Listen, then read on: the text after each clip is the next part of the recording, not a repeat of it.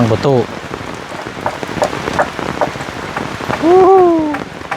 ดีดีดีเนาะอะไรเอาชัดเจนเอาผู้เนาะเฮ็ดตู้เห็นแล้วมันหนาววะเดี๋ยวนี้เฮ้อก็แดดนี่เฮ็ดวางได้จับดีเด้มันดีดได้ พอดีอยู่ป่ะมายืนมึงก็ฮะมายืนมึงก็ฮะเพราะเราเป็นคนสูงได้อยู่หรอกเนาะ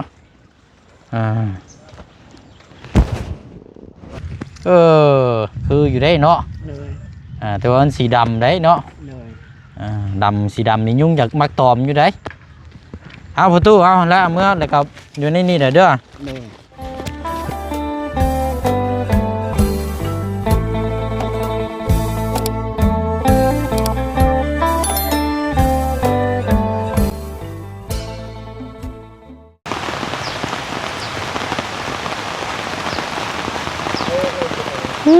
พี่น้องเอ้ยฟ้าฝนมาอีกแล้วผ่านไปบ่ฮอด2-3 ชั่วโมงนักมาอีกแล้วพี่น้องเอ้ยโอ้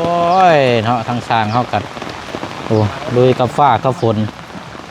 ทั้งประตูกับบ่ได้ยอมแท้ๆพุ่นขุดดินกับลูกชายแล้วพี่น้องเอ้ยเนาะกับอันเบาดีโตเปียกแล้วบัดนี้แห้งซับบัดนี้เนาะมันดินธรรมดาใครอยู่เด้ออันดินแห้งนี่เปียกแล้วนี่โอ้ยพี่น้อยเนาะกำลังว่าสิได้เบิ่งความคืบหน้าน่าจะตรวจจ้าบ่ซั่นเนาะหรือใช้รถไม้แล้วฟ้าฝนนี่เป็นเวลาบ่าย2 โมงพี่น้องเนาะบ่าย2 โมงครึ่งในตอนนี้เนาะอันที่ว่ากันเนาะเสียงก็อยู่ผมกุ๊กมึงมีแต่ว่ามีร่มหรือว่าคันจ้องกลางอยู่นี่แหละพี่น้องฉันก็โอ้ยถิงคิงบ่ได้แล้วเนาะพอดีอันนี้พี่น้องสร้างไม้แป้นปูมาเพิ่มจำนวน7 แผ่นแต่ว่าเบื้องแล้วนี่มันตกแห้งแบบนี้นี่จักงามไรแล้วนี่พี่น้องเนาะผมทั้งสร้างเขากันตกเอา เปียกแล้วประตูโอ้ย อาบน้ำเลยได้นี่ทั้งสร้างกับวันนี่เห็ดงานแบบรู้เดือดขนาดเลยพี่น้องเอ้ยไม้แห้งน่ะมิดใหญ่ครับผมโอ้อันนี้ก็พุ่นแล้วจังจะได้เคลื่อนย้ายลงไปมุมแจพุ่นพี่น้องเนาะให้เพิ่นประกอบแล้วก่อนฟ้าฝนตกลงทำเปียกแล้วนี่แห้งซ้ำพี่น้องเนาะโอ้ยเอานั่งดูอีกจักหน่อยก่อนมันสิบ่เศร้าบ่พี่น้องเอ้ยพูดเลยอันนี้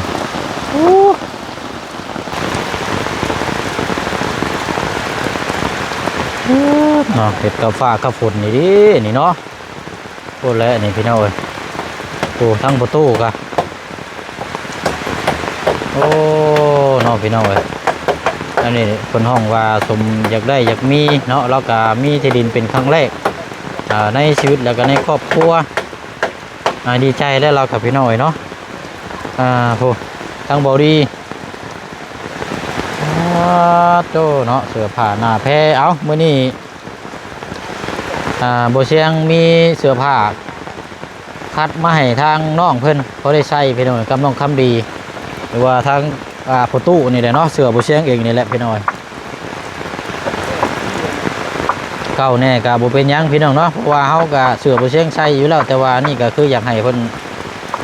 อยากให้ทั้งน้องคำดีเขาได้ใส่เนาะเพราะว่าโบมีเสื้อผ้าหน้าแพรใส่นะพี่น้อยเนาะเอาเดี๋ยวจังเบิ่งน้ำกันพี่น้อยเนาะโอ้ยเนาะโคตรแล้วนี่ขึ้นหลังคามานี่โอ้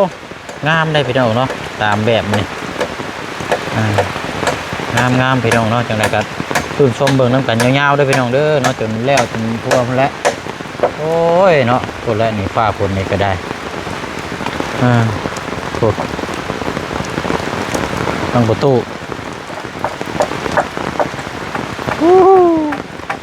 ดีดีเนาะอะไร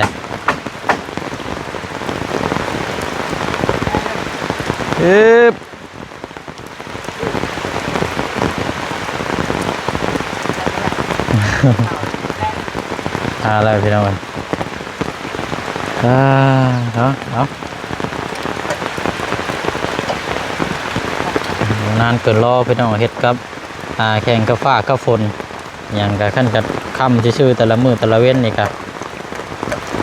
ทั้งนั้นครับเนี่ยเขาเจ้าก็ขยันกันทุกคนเลยพี่น้องเนาะแต่ว่ามีงานเฮ็ดเนาะใส่อย่างแท้ว่าใส่จนล้นอันนี้ก็ได้โตหนาววะฮะมาพี่ก่อนยามาพี่ก่อนเอาสบายดีก่อนบนหนาววะว้าบ่ว่าฉันเนาะแล้วนี่เอาอันน่ะเอาตะปูนี่ไปให้สร้างแน่นี่ตะปู10เนี่ยมาโลนึงสร้างว่าขาดตะปูเพิ่มอีกพี่น้องก็ได้ซื้อมาเพิ่มอีกโลนึงก็เบิ่งไม้เนาะไม่แป้นแต่ว่าจักสีได้มาส่งบ่นี่พี่น้องในวันนี้ได้นี่เบิ่งน้ำกันนี่เกิดเจ้าก็เริ่มปูเลยนี่เริ่มปูแป้นเลย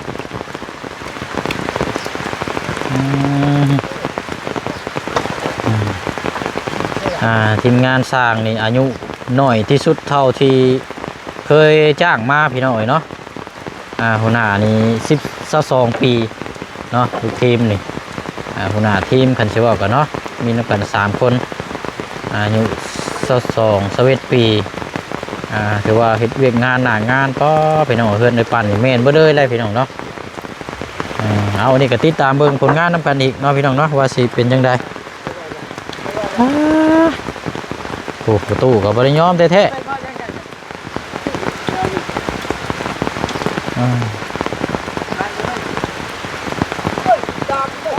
นักได้บังได้จับดีๆได้ประตูไม่นักได้ไม่แป้นครับ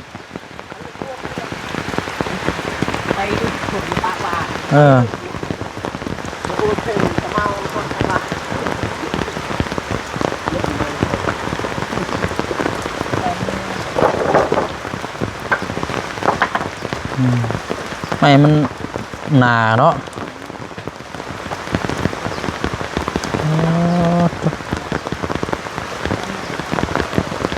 เอาก็แจงเอาผู้เนาะ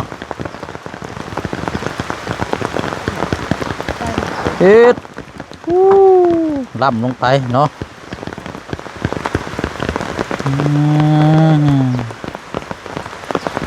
ก็ได้ยืนอยู่ห่มนี่แหละเอากันยังบ่ทันได้ย่างห้วนอยู่พี่น้องมันฝนตกยืนอยู่ในห่มนี่แหละ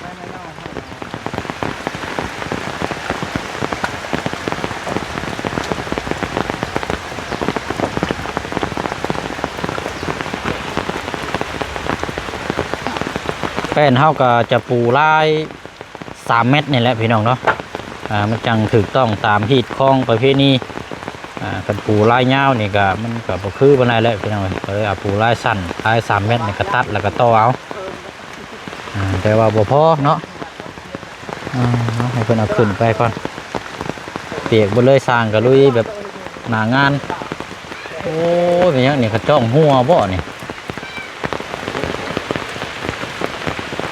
โอ้ชะเนาะจ้องหัวพี่น้องเปียก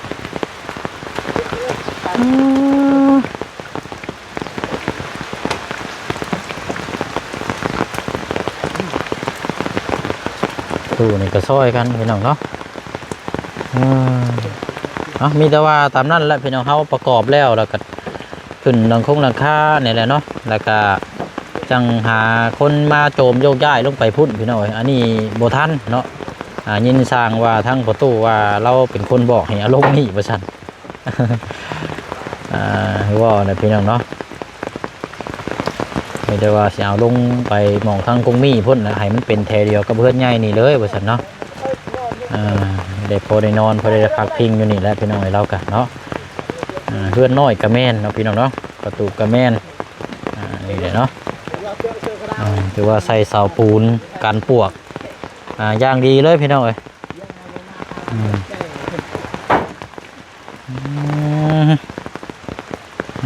เอาเรื่องน้ำกันอีกเนาะ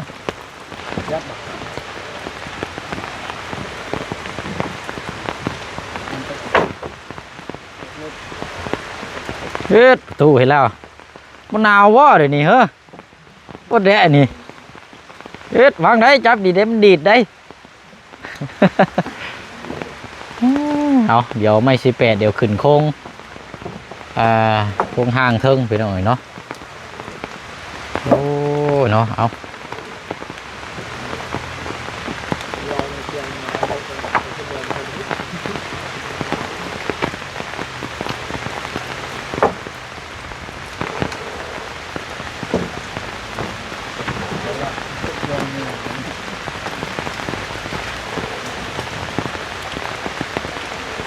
เฮ็ดนึกว่ามันสิหยุดเนาะมันมาแฮง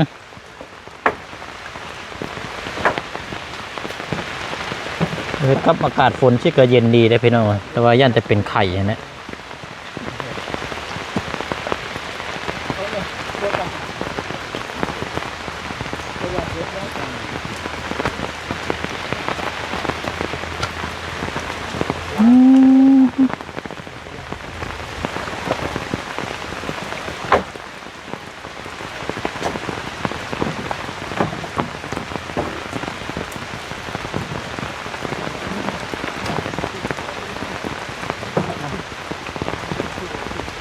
กันฝนบ่ตกคันว่านั่นในช่วงแรงๆพี่น้องเนาะน่าจะความคืบหน้าน่าจะเป็นโครงห้างพวกนั้นน่าจะอันนี้ลาเติบเนาะนี่ใช่เขาเจ้าบ้าข้อสองเลยพี่น้องบ้าแบบเดียวกันด้วยกับทางโปรชางอันเป็นงานโปรเกตแบบเดียวกันด้วยบ้าหมองใส่ซิโยน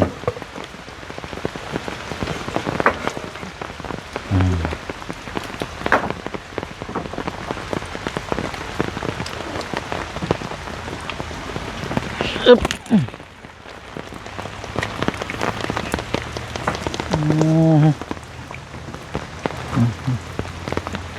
นี่ก่อนบอดี้น้องคัมบีนี่อดจะรอก่อนเนาะดูแลอันนี้ก่อนเพราะว่ากระดูกอะไรเป็นหน่อยสำคัญเนาะให้เราประคองไปก่อนเดี๋ยวเป็นอย่างมามันสีง่ายอีกปุ๊ตู้โบคุดลงลายก็ย่าวันนี้พ่อเด้อแถวนี้เด้อมันสีโกนได้พอแล้ววันนี้เฮ็ดเจิดเอากับพ่อเด้อพูนมองไปเอามองโพนพูนหมุนทางเข้าพูนตัวน่ะมันสีมันกว่าความจังน้อยมันโกนในบัดสีเฮ็ดฮอดบินนี่ก็พอแล้วนี่มองเจ้าบ่าวละฮอดนี่เรากำเป็นพ่อวันนี้ไปเอาพูนบัดนี่ผู้ทางเข้านี่ก่อนก็ได้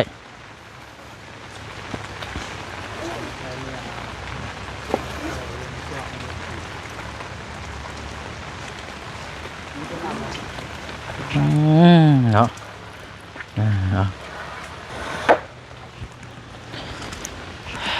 ได้เด้อพี่น้องเด้อเนาะสบายดีและสวัสดีพ่อแม่พี่น้องน้ำกันเนาะพี่น้องเนาะติดตามเบิ่งนะเวียกงานกับจนเดิมตักทายทางปลาลุง FC เฮาเนาะพี่น้องเนาะมานี่แหละพี่น้อยเนาะเบิ่งน้ำกันเนาะฟ้าฝนกะเพิ่มได้บัดนี้เนาะใครแน่เริ่มยุดแล้วพี่น้อยเนาะโอ้ยเอาเนาะและทางประตูกับผมดีนี่เนาะไม่18นี่กะรุ่นเบิ้งน้ำกันอันนี้กับพี่น้องเนาะกันบ่พอกับจังว่ากันถ้าว่ามันบ่พอกับมีแต่ว่าสิซื้อต่อจากทางไอ้ปั้นเนาะเพราะว่าไม่เราเดือลายอยู่ไม่18นี่เพราะว่าซื้ออยู่ในห้างนี่ก็เจ้าหน่อยเนี่ยบ่อยากมาส่งพี่น้องเนาะแต่7แผ่นนี่กะบ่อยากมาพี่น้องเนาะบ่เชิงเด้อว่าโอ้ยมาส่งแน่ว่าซั่นเนาะกะนั่นแหละพี่น้อยเนาะมันหน่อยก็เฮาสิเอาซื้ออยู่นี่ให้เพิ่นสร้างเพิ่นลงไปแบกมาแต่ว่าใส่ตัวที่เฮาซื้อมานี่ก่อนเนาะเอาเศร้าแล้วบัดนี้พี่น้อยก่อนนี่ไว้นี่ก่อน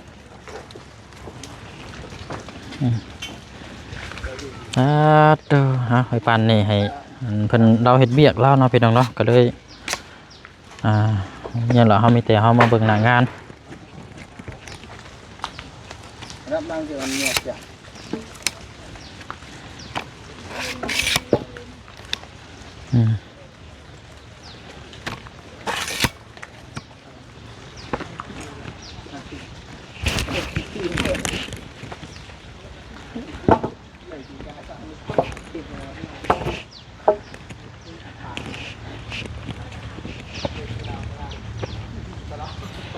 ให้รถถมแถวนั้นก่อนพี่น้องเนาะเอาดินแถวนั้นเอาลงไปบัดแล้วเดี๋ยวจังโยกย้ายตัวนี้โจมลงใส่แถวนี้เนาะเนี่ยเอาไว้ต่อคอนมันมีต่อกระจกกระแจก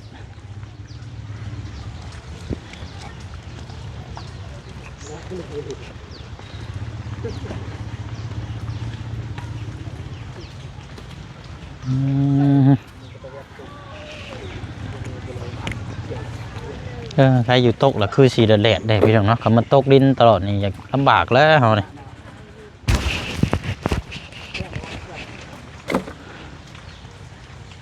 ตู้กินแล้วบ่ข้าวอ๋อยังพากันกินข้าวอยู่เนาะพากันกินข้าวก่อน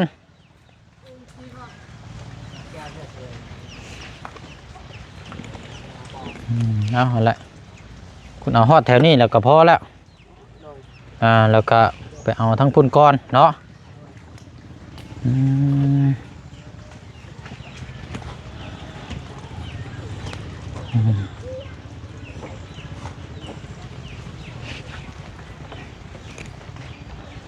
แต่ว่าทางบอดี้นี่ขยันได้พี่น้องเนาะซอย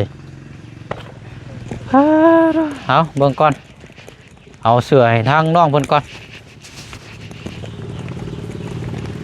เปียกเปิดกล่องนี่กันเนาะพี่น้องประตูวางก่อนมายืนนี่ก่อนวางก่อนล่ะเอาสบายดีทั้งพี่น้องก่อนยกมือสบายดีก่อนเอาบอกลูกเจ้าแน่เอายกมือก่อน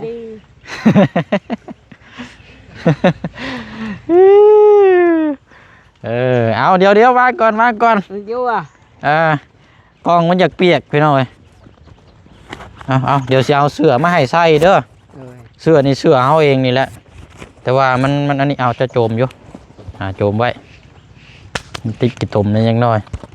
เสื้อเขานี่แหละใส่เองแต่ว่าเขาอันนี้ขนมเอาไว้กินก่อนละแกะกินเลยกางเกงตัวนี้ยังบ่ทันได้ใส่จักเทื่อพี่น้องเอ้ยแต่ว่าทางน้องเพิ่นสิใส่ได้หรือบ่นี่จักใส่แอวอย่างนั้นนี่ซื้อมาแหละบ่ได้ใส่แหละอันก็สิให้น้องเพิ่นใส่เนาะนี่แหละพอดีอยู่บ่มายืนเบิ่งอยู่ห่ายืนเบิ่งอยู่ห่าเพราะเราเป็นคนสูงได้อยู่ดอกเนาะก็บ่ได้ก็เอาเชือกมัดเอาเนาะเอาให้เจ้าเด้อนี่เด้อใส่เด้อเอาไม่เจ้าดักนะบอกเราอยู่ประตูสิใส่อยู่บ่นี่ใช่เลยเลยเราสิใส่อยู่บ่เลยมีตัวเดียวพี่น้องเอ้ยเดี๋ยวจำคันว่ามีอีกแล้วเดี๋ยวสิเอาคนมาอีกเพราะว่าน้องคำดีก็ยังบ่ทันอันนี้เนาะดูว่าเจ้าสิใส่อยู่บ่ประตูบ่ให้ลูกซะเนาะเลยเบิ่งก็เด้อมีแต่เสื้อบ่เชียงแล้วพี่น้องมีอยู่1 2 3 4 5 6มีอยู่6ตัวมีอยู่6ตัวพี่น้องเสื้อก็แบบเสื้อลายธรรมดาและสีนี้แหละนี่ประตูตัวนี้เจ้าใส่ได้อยู่ดอกตัวนี้เด้อเจ้าใส่นี่สิได้อยู่ดอกเป็นสีดำเสื้อบ่เชียงนี่แหละใส่พี่น้องใส่เบิ่งอยู่ฮะใส่รถนะเจ้าย่างไปพุ่นก็ได้เจ้าย่างไปพุ่นแล้วถอดนะพุ่นย่างไปไกลๆถอดแล้วย่างมาใส่หาเขาหนาวเปลี่ยนถอดของรถอยู่หันแล้วย่างไปไกลแท้ถอดออกเลยวันนี้ได้ใส่อะไรพี่น้องเห็นได้เนาะ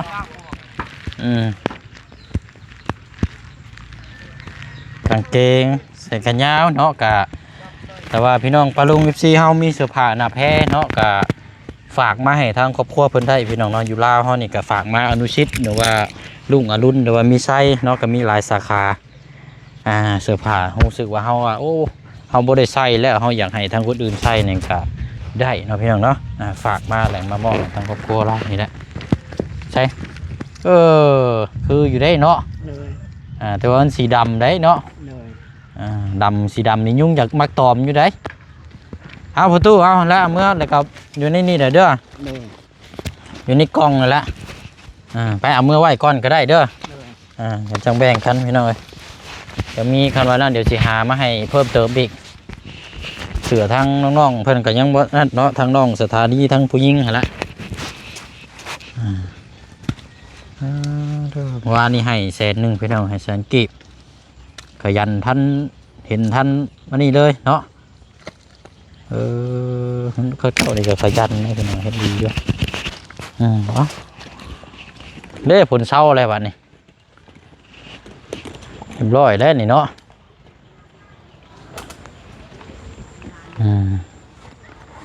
เอาจังว่ากันไปหน่อยนะ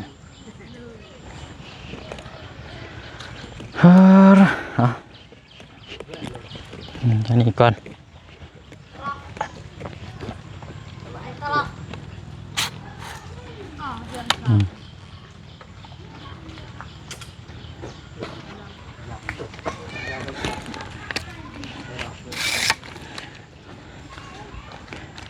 คันกระเจ้ามาส่งไม้แป้นนี่ก็คันนั่นก็จอบเบื้องน้ำอยู่เด้อ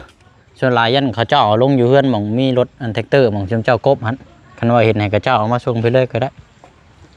ว่าอันพอสิออกไปก่อนหะนะ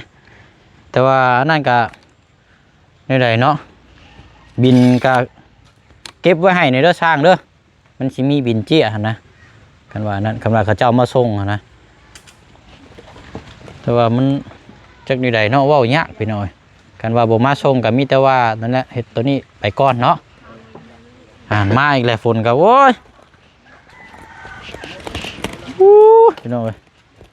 นี่แหละเนาะโอ้มาอีกแล้วมาอีกชุดหนึ่งเฮ้ยยังล่ะโอ้ยดูมาวิยังนี่ยังบวกอยู่ฮะมียังล่ะโอ้หนาช่ำยังดีได้นี่โอ้เป็นลามไหมเนาะของแท้ได้นี่ลามไหมเอาเก็บไว้ไปใส่ย้อนอยู่ได้ฮะ โอ้คุดไปคุดมาหลวงพ่อผ้าทำไมยังไงพ่อให้เห็นได้นี่เนาะโอเคพี่น้อยเนาะประตูเลยเฉยเด้อมีแต่ว่าอันนี้เบื้องก่อนพี่น้อยคันว่าวันเวลาคันผลบ่ตกช่วงอีกกับคำเขาสิเข้ามาอีกเช่นหนึ่งเด้อเขาเฮ็ดไปนี่แหละเด้อเอาไปหากินข้าวกินน้ำได้เด้อเนาะไปเลือสร้างเด้อว่ากันเนาะเดี๋ยวย่างมาเบิ่งสวนก่อนพี่น้อยรอเบิ่งสวนก่อน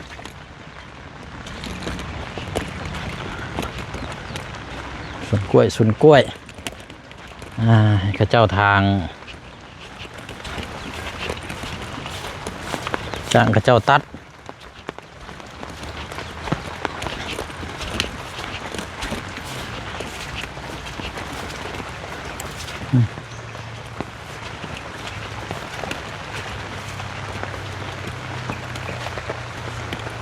มันจะกล้วยกับอันนี้พี่น้องเนาะคันมามันเล็ดก็คักเดี๋ยวเช่นสิบเบิ้งอีกเท่านึงอันนี้ก็ตกแต่งเนาะคันว่าอันนั้นก็เห็ดหัวไว้นี่ก็คักเลยพี่น้อยเห็ดหัวอ้อมไว้อะไรโค้งอยู่ตรงไปพุ่นก็มีแต่กล้วยเบิดไรพี่น้อยเนาะ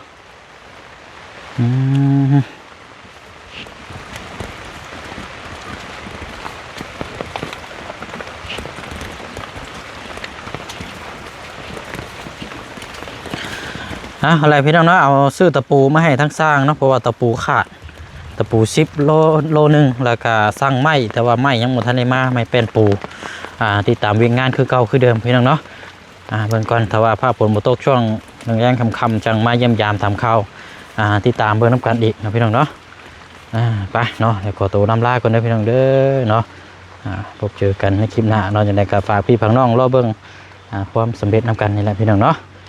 บ๊ายบายแล้วพี่น้องเด้อสบายดี